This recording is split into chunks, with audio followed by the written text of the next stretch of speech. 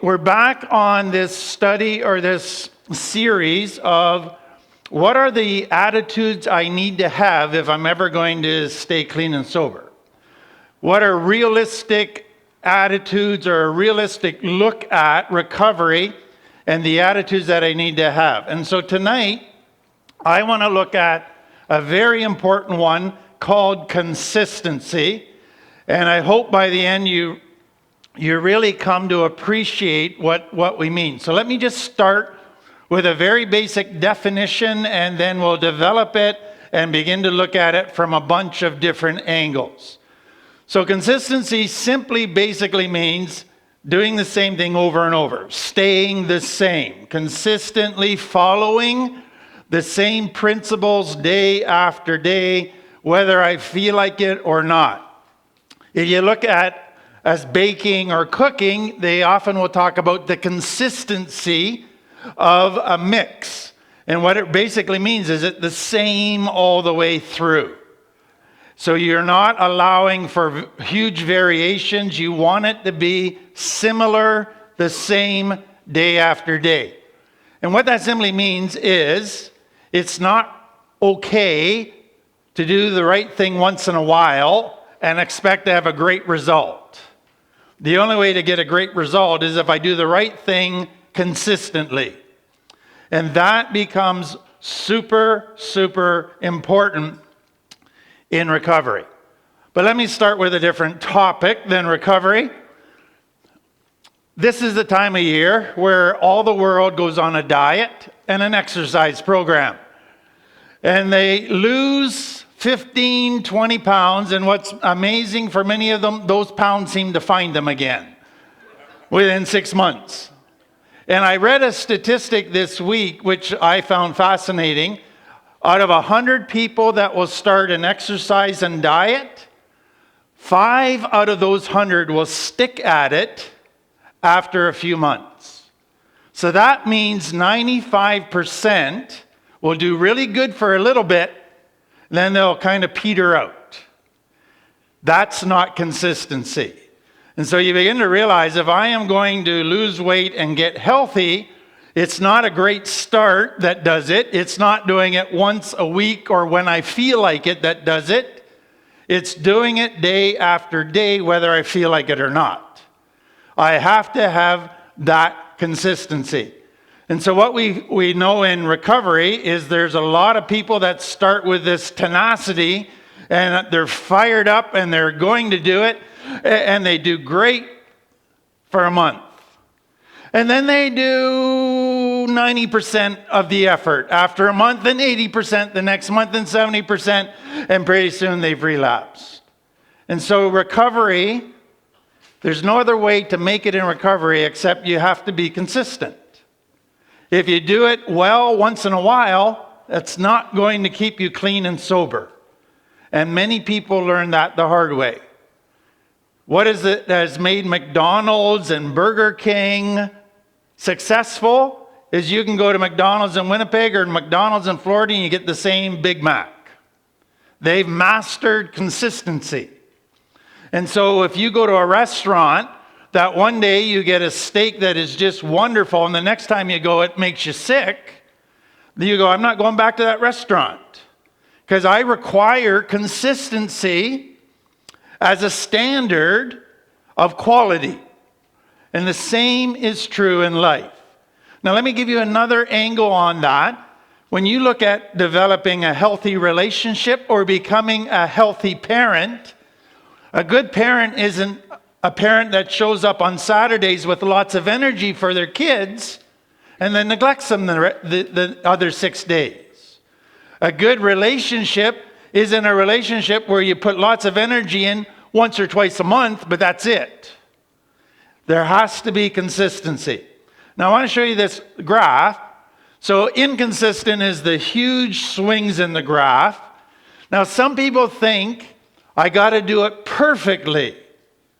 But what I want you to realize is consistency isn't necessarily perfect every day, but it's working to be as close to that as I can. And beginning to learn how to do better and better and better so that my line doesn't waver a whole lot. So my wife would love to have a perfect husband. Not going to happen. But she's content if I'm consistent. So she doesn't want to wake up one day and I'm madly in love with her and the next day wake up and I hate her. She doesn't want to wake up one day and I'm sweet and kind, the next day I'm angry and yelling and abusive. You don't have a healthy relationship that way. So consistency is absolutely crucial in life if we're going to become healthy and experience the benefits in our families, relationships, jobs, and recovery. Now, all of that to take you back to complex trauma.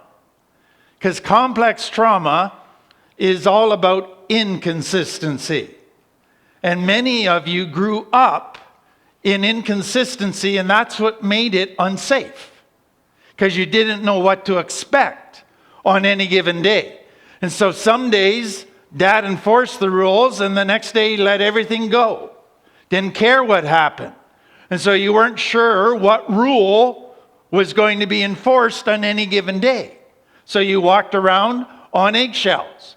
And then you had a parent who was there physically, but they weren't consistently there for you emotionally.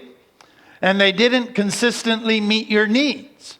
So one day they accepted you, and the next day they criticized everything about you and said, why can't you be like your brother? And then one day they spent time with you and treated you with respect and listened to you. And the next day they ignored you and watched the TV instead of listening to you. There wasn't consistency. And that had an effect on you. And then you had parents that some days they controlled their anger, and then other days they let it rip.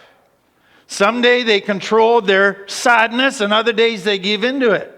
And you didn't know what parent was going to show up on any given day. And then parents that sometimes loved each other, but sometimes hated each other, and you grew up with all of the insecurity and lack of stability that created. And so all of that stuff was happening in your home.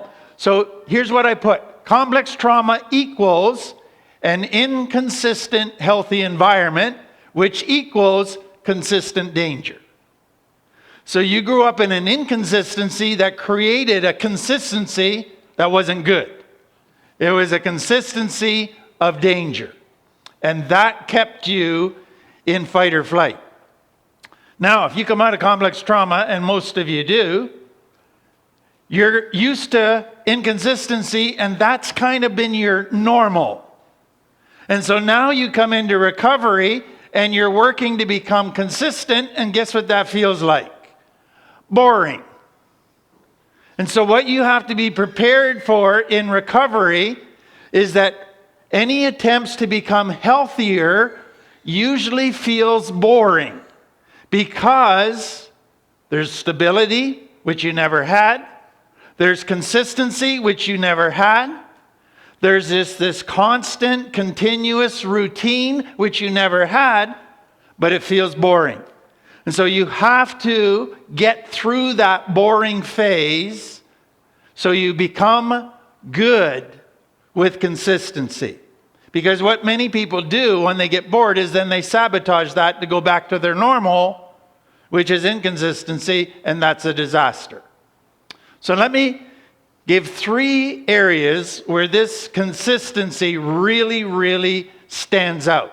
We've already talked in general about the importance of it, but let me take it a little bit deeper for you. Aristotle, who is the famous Greek philosopher, he said this, to become great in some area. And he used a soldier or an athlete or a musician. You have to train certain muscles that you need to do that job or function better than anybody else. You have to train those muscles, and that means you have to develop certain habits until they become your second nature. So let me just give you this first nature, second nature, okay? I remember when the wrestling world at the Olympics was dominated for many years by the U.S., and then all of a sudden Japan was winning all the golds in the Olympics for wrestling.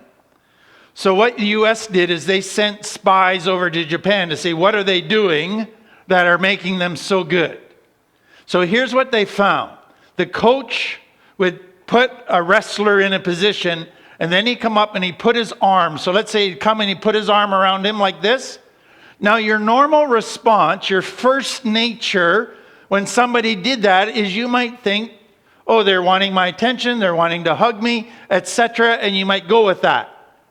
But what the coach wanted them to do is when a wrestler does that to you, you got to do something that feels unnatural. You got to twist your body to twist them onto the mat.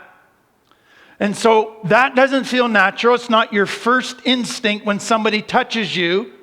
So what the coach did is he did for thousands of times, touch the wrestler there, and he practiced the move until it became like it was his first nature. So that when he got in the mat in the Olympics and a wrestler touched him there, he didn't have to think about it. He did it. And that's what Aristotle is saying. If you're going to be great in any area of life, a basketball player, a wrestler, a musician, you got to train and practice and use certain muscles over and over and over consistently till they become your second nature. And that is the only way to become great. But then he recognized something else. For a soldier or a wrestler or a musician to become great, they don't just have to train physical muscles, they also have to train their mind and their soul. And that is where often the bigger battle happens, is training that brain that wants to go in one direction and you got to get it to stop. And keeping that soul healthy. And so it's not just a physical thing, it's all inclusive. Every part of you has to be trained. Okay, let's go to becoming healthy. And that is healthy in recovery. So what we have said over and over again is that recovery is not just staying clean and sober.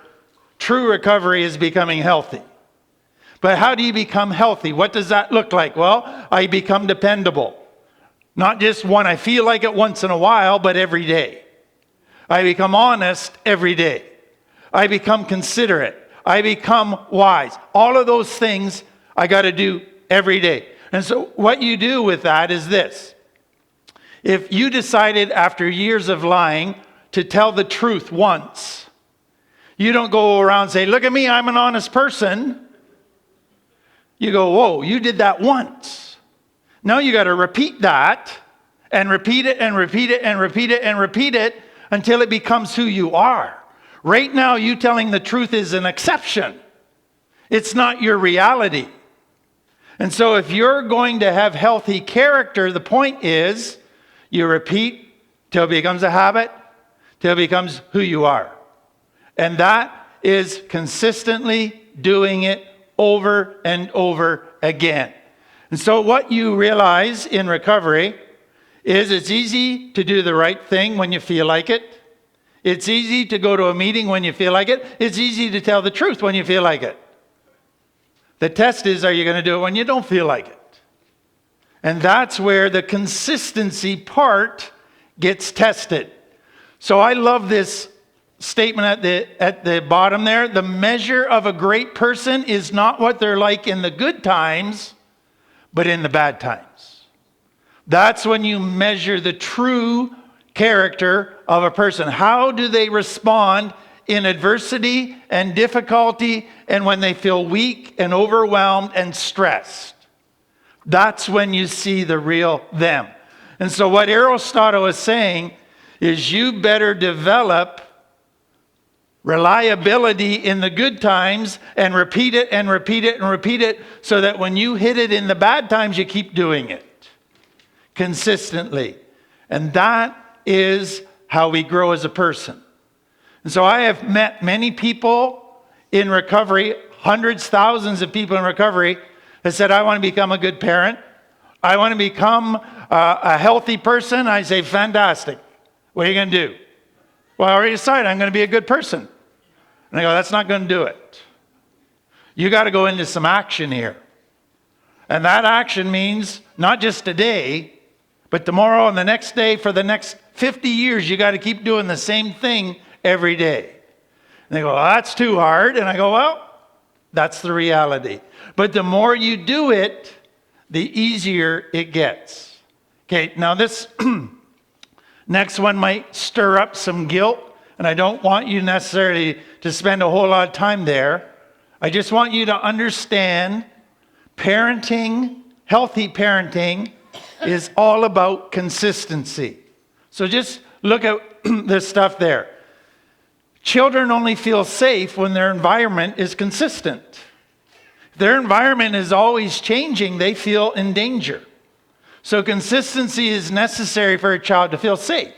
And then a child needs to have a rock that gives them a security in a world that is scary, and they only feel security if the rock is consistent. They don't want to have a rock one day and quicksand the next. They need a rock every day for them to feel secure. And then, if they are going to have any sense of stability in a changing world, they need a consistent force and role model and guide in their life so that they can become consistent, and then they will be stable. So stability is tied to consistency. So all of healthiness that we want our children to become starts with us being consistent. They take their cues from us. And if we're not consistent, they will be insecure, they will not feel safe, and they will live with this always needing fight or flight because they're always unstable and in danger. So they take all their cues from us. So that means I can't be a good role model once in a while. I have to be that every single day. So let me give you some things that might go with this. It would be easy to be a consistent parent if I had 3 little angels who never had temper tantrums, who never challenged me, who weren't moody. So here's your challenge. You got to be stable with unstable kids. You got to be consistent with inconsistent kids. And guess what? That's hard. Because these inconsistent kids trigger you and push your buttons and make you want to get inconsistent. And so that means for you, you have to live with inconsistent kids and be consistent. And a big part of being consistent is controlling your emotions and not letting your anger blaze out at them because they're pissing you off. And that becomes a massive challenge in parenting. Second thing, I don't know if you realize, but kids are smart and they're watching you. And if they realize that you're not consistent, guess what they're figuring out? How to play you and how to use that to manipulate you. And if they realize, oh, mom's inconsistent today because she's lazy. Good, I can get what I want on days when mom's lazy because I know how to work her when she's lazy. And so what you're doing when you're not consistent is you're teaching them to manage your inconsistency by manipulation. That becomes their coping tool with your inconsistency. And that's not probably what you want to do. So without beating you up any further about that, let me go a bit further. Consistency, I hope you realize, includes learning to control myself, learning to control my impulses, learning to control my impetuous nature that just wants to run off and do stuff without thinking about it. Learning to say when I don't want to get out of bed in the morning, get yourself up. And controlling that. That's a big part of that. And then it includes persevering. Sticking at something even when it's difficult. Sticking at something even when you're not seeing lots of results. Consistency is all part of that. Now, I got to add one thing. Some of you were consistently bad. I'm not talking about excelling in that area. You got that one nailed. What we're talking about is taking that same commitment and consistency in all the unhealthy stuff and transferring it to becoming healthy. And that is the challenge. Now you got to factor one other thing in. When is it when we are most likely not to be consistent? When is it when I am weakest in carrying out being consistent? So I just listed 5 of the big ones. Number 1, when you are super tired, which can include when you're sick or when you're stressed out. It is really hard to be consistent when you're so tired you can hardly do what you need to do. That is when your consistency will be tested. Secondly, it is super hard to be consistent when you're depressed. Everything in depression is pulling you into not doing what you normally do. That is another test. Thirdly, when you get stuck in a dark place in your head, in a real negative place, in a real beating yourself up place, in a real shame-filled place, you just want to give up, you want to quit, who cares? It's hard to be consistent there. And then, I don't know if you ever thought of it, it's really hard to be consistent when you're feeling discontent. Because when you're discontent, you're antsy. You can't sit still very long. Whatever you do, it doesn't seem to satisfy, so you move on to something else. And usually what happens when you're discontent, you stop doing what you probably should be doing, and you start doing things that give you instant pleasure. And that only makes it worse. So it's very important in those difficult times. Okay, I included just some sayings that I found around consistency. So I'll get those. I didn't put them in your notes, but I'm going to read them to you. It's not what we do once in a while that shapes our lives. It's what we do consistently. Beautiful quote. Consistency, it's not about perfect. It's about effort. And when you bring that effort every single day, that's where transformation happens. That's how change occurs. Bring the effort every day. Success is neither magical nor mysterious. Success is the natural consequence of consistently applying basic fundamentals. And then the final one. My name is consistency. I'm related to success. We should hang out more than every once in a while. Now, what do we do to grow in this area? Number 1, I have seen with many people in recovery, I'm going to be consistent, which means I'm going to be serious all the time. And I go, no, you'll burn yourself out. That's not going to work. The way you be consistent, so the way I consistently work 8 hours a day is I relax and sleep in those other hours and have hobbies and relaxation. So you'll never be consistent if you don't relax and you don't rest. So you have to find that balance. Second, you're not going to do consistency perfect. Keep at it. Keep at it. Don't get down on yourself. Learn from each failure. Get back up and become better the next time. Next one. Consistency requires boundaries. So I know if I'm going to work 8 hours consistently, I can't let everybody that wants to come and visit me in the evening come and visit me. I can't let people phone me in the evening and answer their phone calls, because that's not going to work. So I got to set some boundaries to protect the balance, to protect the energy. And that means saying no to people.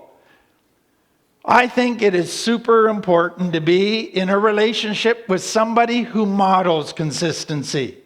so that you can watch firsthand how they do it. How is it that they're able to do the same thing every day when they're happy and when they're sad? What's the trick? I need to learn that, and I need to watch them. It is so important to have a routine consistently. There's power in that. Now, let me give you an example. Believe it or not, I was an odd kid. When I was 16, I started waking up every morning at 6 o'clock. And I would spend an hour prayer, meditation, getting ready for my day. I've done that since I was 16 years old. I'm now 58. That's 40 some years of getting up, same time, same routine every day. Now guess what happens now when I go, I'm 58, I'm too tired. I've been doing it for 40 some years, I just get up. So because you do it long enough, it helps you keep doing it. And that becomes the power of developing a healthy routine. It gives you what you don't have sometimes in initiative. And then always remember, recovery is not a marathon. Or it's not a sprint, it's a marathon. Whew. I got to edit that one out. Everybody's great in a sprint. Recovery, I've seen many people approach recovery like a sprint, and they do great for 100 meters. Then they flop. You got to approach it like a marathon. And then I love this illustration. It's of a blind man that was a piano tuner. So if you've ever watched a piano tuner, they have a tuning fork and they smack it, and then it's always middle C perfectly. So what somebody asked him one day, you go to this place and you hear a piano that's out of tune. You go and you hear cars, you hear people yelling. You hear notes and noises in all kinds of different keys. What keeps you tuning pianos well? I got my pitchfork. I've got my middle C. And so what you realize in life is if I'm going to deal with all of the stuff that's off tune in my life, I got to have something that consistently brings me back to middle C. So consistency in behavior starts with consistency inside. And I have to figure out what's the middle C that keeps me grounded, that keeps me on track. Because if I don't figure that out, I'll never be consistent on the outside. So I need to find my tuning fork that keeps me grounded on a middle C. So back to Israel in Egypt as slaves. So you can imagine that for 400 years, generation after generation after generation, it would be similar to our residential school thing. 10 years later, or 10 generations later, with still in residential schools. And so you would have people living in fight, flight, freeze, people developing all these survival ways of coping that were really creating very, very unhealthy worlds. So what you find is after 400 years, they come out of slavery. And then we're given great detail about the next 40 years of their life. And that's in the Bible. And it is fascinating. Do you know the 60 characteristics of complex trauma? Well, you start to see them in those chapters if you're looking for it. And you begin to realize there's a bunch of traumatized people in the desert. Now just imagine, there are about 3 million of them. Can you imagine what Moses' job was like? Leading 3 million people coming out of severe trauma in a desert. So I want to give you a little taste of that tonight. And periodically I'm going to take you back to the people in the desert for the 40 years, because there's so many lessons that are important for us to learn from that. But the first thing I want you to be aware of is this. What we're told during the 400 years is that they prayed and prayed and asked God to deliver them. And he didn't. And then the next generation prayed and prayed and prayed. God, deliver us. God, this is so unfair. God, where are you, God? Can you imagine what it would be like to talk to your kids and say, I don't know if God's there or not. I thought he cared. I guess he doesn't. The confusion, the hurt, the anger, the feelings of abandonment, rejection, that maybe even taught all lies. That crisis of faith was very much part of what they went through. So when they came out, well, you have to understand, for them going into the desert, God is saying, trust me now. And they're going, what? How can we just trust you when you haven't answered our prayers for 400 years? He says, well, I'm answering them now. They were delayed. And you're going, that's not good enough. And so a big part of this journey you're going to see tonight is they were still living in fear that refused to trust. And God is going to show them that they could trust him, but they had a lot of difficulty getting to that place. And that was part of the thing. So I want to just give you today the first couple days of their deliverance from slavery. So if you've ever watched the Ten Commandments, you've seen the 10 different plagues that God sent. So the Nile turned to blood. Then all these frogs started hopping around, and they were overrun with frogs. What you have to understand from that is the Nile River was considered to be a god because it was the source of their life in a desert. All their crops got watered from the Nile. That's what kept them alive. That's where they got their water. So it became a god. So what God was saying was, I'm going to take on your gods.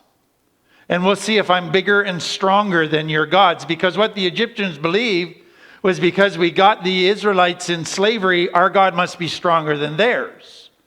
And so that was the challenge. Believe it or not, they had a frog god. And God said, you like frogs? Okay, here you go. Have a whole bunch of frogs. They had frogs in their bedrooms and in their cupboards and in their kitchens and in their drawers. My wife would be in an insane asylum after that. So 10 different plagues. Each one attacked a god of Egypt. And then finally, Pharaoh said, get them out of here because his son died. And they come out of slavery. Now, imagine you coming out of 40 years of addiction. It's your first day of sobriety. And you are celebrating because all of a sudden today you don't have an obsession. The craving's gone. And you are just so thankful. You're dancing, you're singing, you're jumping up and down. This is the greatest day of your life. And I'm pretty sure you'd say, I'm never going back to that. That was so terrible. I had 40 years of that. I will never go back there. And you would make this commitment to never go back. And that's what the people of Israel did. And then what they thought was this. The reason why our life is so hard is because of the slavery. Now that the slavery is behind us, our life will be good. Newsflash, they got a few things to learn. Slavery wasn't the problem. So what you're going to find in Egypt, and it's like you, with these people coming out of slavery, God got them out of slavery, but it took them 40 years to get Egypt out of them. So they got out of Egypt, but then it took a lot of work to get Egypt out of them. And that's what happens in recovery. You get out of addiction, but it takes a long time to get addiction out of you. And that becomes the challenge that is ahead of them. So that was day one. Day two, Pharaoh, king of the world, king of Egypt, has a change of mind. He has just let his whole workforce, who was a free workforce, go. Now his whole economy is collapsing. Because now all of his workforce is not there, and he can't afford to start hiring people to do their jobs. So he is in big trouble. And so he says, I got to get them back. So he gets his whole army together, And he says, I want you to go recapture these 3 million people and bring them back. So you got to imagine the Israelites are leaving Egypt, and the first place ahead of them, well, here's their options. Ahead of them is the Red Sea. Behind them is Egypt. To one side is a desert, and the other side is a mountain range. They look behind them and they see chariots and all the dust coming towards them. What do you think they did? Did they go, okay, God, you delivered us, we trust you? Not a chance. So here's what they did. The Israelites looked up and saw the Egyptians marching after them. They were terrified, and we would be too. And they said to Moses, was it because there were no graves in Egypt that you brought us out here to die? In other words, we're sure we're going to die. They went to worst case scenario. So we're going to die. So I guess there were no, so they get sarcastic, right? That's what they're doing here. What have you done to us by bringing us out of Egypt? And then they say this, didn't we say to you in Egypt, we don't want to leave? Leave us alone. It's better to stay here in Egypt. It would have been better for us to stay in Egypt and serve as slaves than to come out here delivered and die. So guess what they're thinking of? Slavery was better than this. So already day 2, they're second guessing this wonderful deliverance from slavery. What I want you to see, as soon as fear came, they jumped to worst case scenario and said, let's go back. Because we know how to handle back there. We don't know how to handle here. So talk about inconsistency. Day 1, this is wonderful. I'm never going back. Day 2, let's go back. Because this sucks. Now let me take you to the next thing. What God does is then opens the Red Sea and they walk through and the army is drowned. They delivered. So they've just seen 10 miracles. And then God has opened the Red Sea and delivered them again when it looked impossible. And then God put this pillar of cloud in the sky that turned to a pillar of fire at night. And what it said to them was, I'm here. And I will guide you and I will protect you. You can always look up and know I haven't abandoned you because I am going to give you this visible display. So they had all of that. So they come out the other side of the Red Sea, and guess what they want to do? Throw a party. And this time they compose a poem and a song, and they get a choir and a band, and they start singing and dancing and shouting. And guess what they're saying?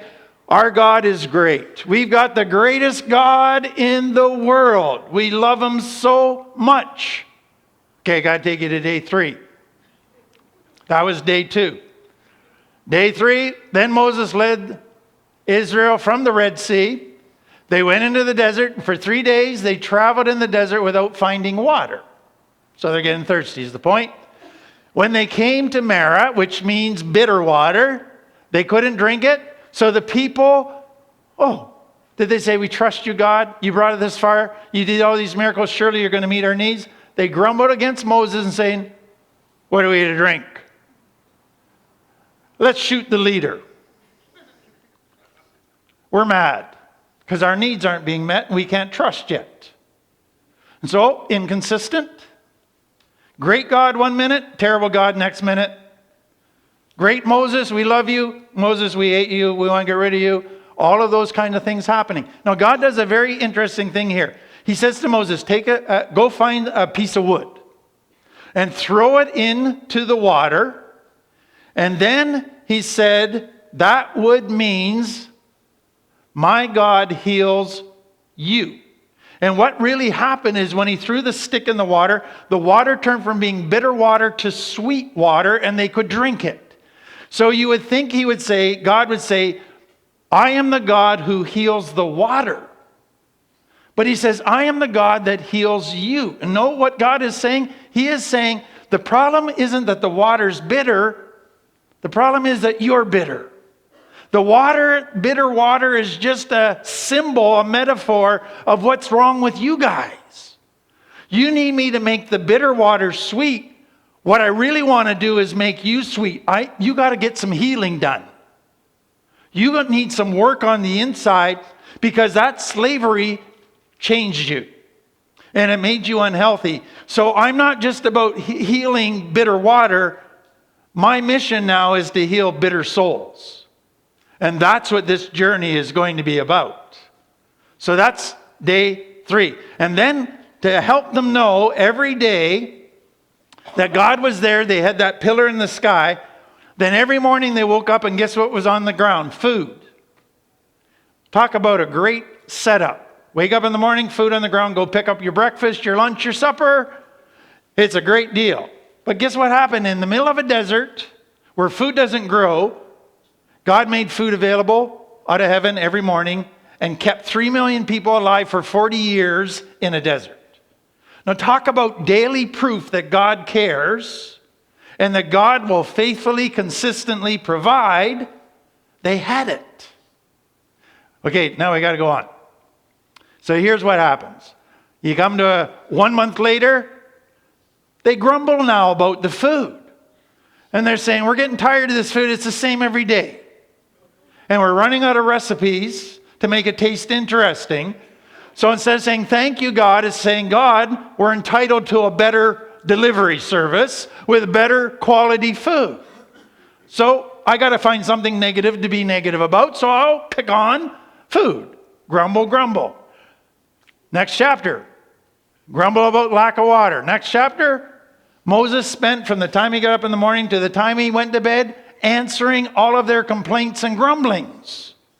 So he had a lineup of people wanting to talk with him and get counseling because they got a bone to pick with their neighbor, and they got a bone to pick with their wife, and they got a bone to pick with God, and grumble, grumble, grumble.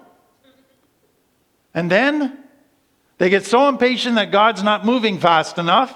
They say, screw you, God, we're going to make an idol and start following him. And then you get to chapter 11. And I want to read this. So this is 11 months in of basically 11 months of inconsistency. Loving God one day, grumbling the next. And then it says this. Now the people complained, of course, about their hardships. If only we had meat to eat. We remember the fish we ate in Egypt at no cost. Man, as slaves, we got food delivered every day and we got fish. Also, we got cucumbers, melons, leeks, onions, and garlic. So now they're starting to have selective recall. And now they're starting to remember just the good stuff. They're forgetting all the bad stuff. Sound familiar? They're talking themselves into something. And then they go, but now we've lost our appetite because we never see anything but this manna every day. So they're in a really bad place. And then you go a couple verses further. Why is the Lord bringing us into this land only to let us fall by the sword? Our wives and our children will be taken as plunder. Wouldn't it be better for us to go back to Egypt? And they said to each other, we should choose a new leader and go back to Egypt. Wow. Doesn't that sound like an addict in recovery? Recovery's great. I'm committed. 11 months later, you know what I think? There was garlic and onion. You know what those were? Spices. Those what gave flavor. And so they're saying, there's a lot of good flavor back there. Spicy. This is boring. We should go back. And so what you find in all of that is Israel coming out of trauma was hot cold, inconsistent. And so what was feeding the inconsistency? Fear. But what was preventing the fear from ending? Refusing to trust. So every time that fear got triggered, either with a new problem or some stress or some danger, the fear took over, they refused to trust, and so pretty soon, the best solution in their mind was, let's go back. Because that we know how to handle. And so what God has to do with Israel, as he does with us, is I can get you out of Egypt, but it's going to take me a long time to get Egypt out of you. And so we're going to go on a journey, and you're going to grumble, and you're going to complain, and you're going to want to quit, and you're going to say all kinds of nasty things. But I'm going to patiently keep working and providing, hoping that someday you will come to a place that you will trust. Now, here's the sad thing. Remember I said in the last part that out of 100 people with a diet program, 5 stick at it? Out of 3 million people, after 40 years, do you know how many followed God? 2. That's a lot of people that said, screw it. It's not worth it. So they refused to trust. And what they said is this: we got out of Egypt. God wants to give us this new land with all kinds of prosperity, all kinds of good things. We'd rather die in a desert than trust God. So we're going to die in a desert. And so almost 3 million people died in that desert. 2 went on. That's how deeply Egypt was in their soul. So this is the journey. And this is the challenge. And so the Bible gives us this beautiful example. And what he is really saying is this is hard work. And I don't expect it to be neat and easy and all of that. It's slow. It's messy. It's a couple steps forward, a few steps back. But at the core, at the root, it's dealing with your fear by learning to trust God. And that is really the hardest piece for many people.